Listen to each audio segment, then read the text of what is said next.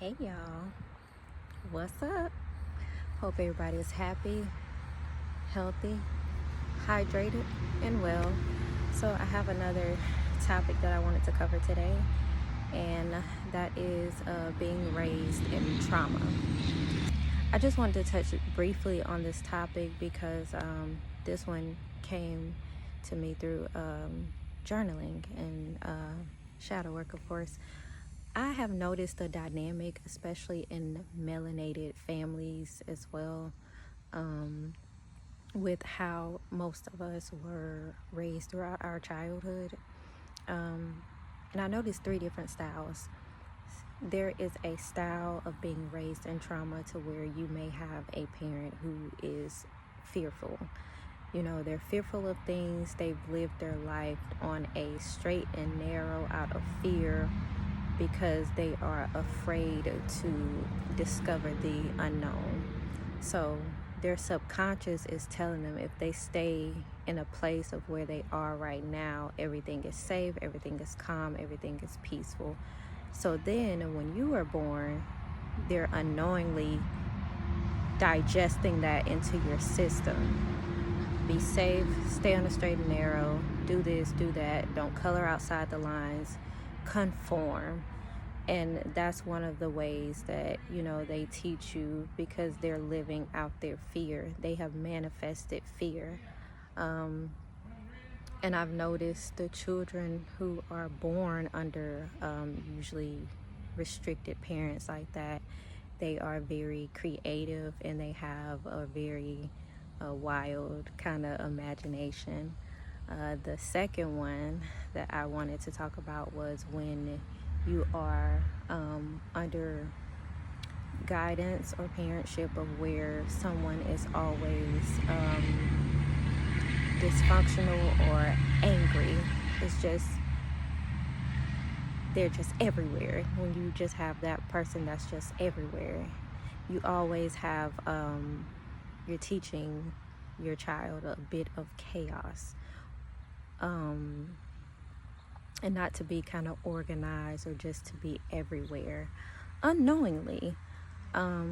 Because sometimes when children are born under that, either you have a child that's very dedicated to be very functional and be very organized and be very just, they need stability. Usually people like this are born, they just need like and crave stability. Everything has to be set. And usually these are my Virgo children. If they're born with parents that are kind of just like chaotic, or just like, oh my God, we move from this place to this place to this place. When I grow up, I'm a have, or I'm gonna be in this place and I'm never gonna, you start making those promises to yourself. So that's style number two of living in, trauma. And that could be trauma as well, when you feel like you're not stable and you feel like things are, you may not be in an environment where there's physical abuse going on or verbal abuse, but just not having like a stable environment when everything is always moving, nothing is very still, when the child does not have a routine.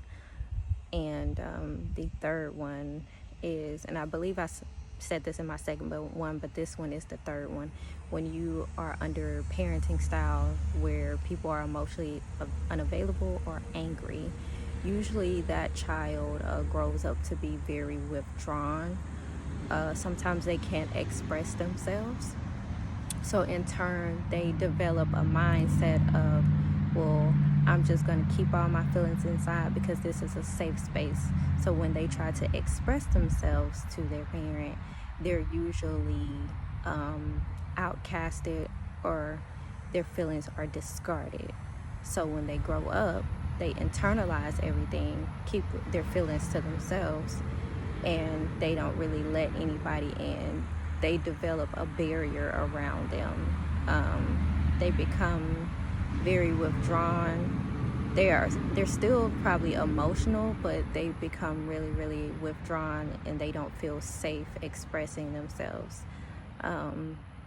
And usually when that happens, you tend to have parents who can be a bit of verbally abusive or either physically abusive or just both, maybe. Y'all comment down below if you grew up with any of these like traumatic parenting styles. Because I'm a millennial, you know, we are all healing out here, you know.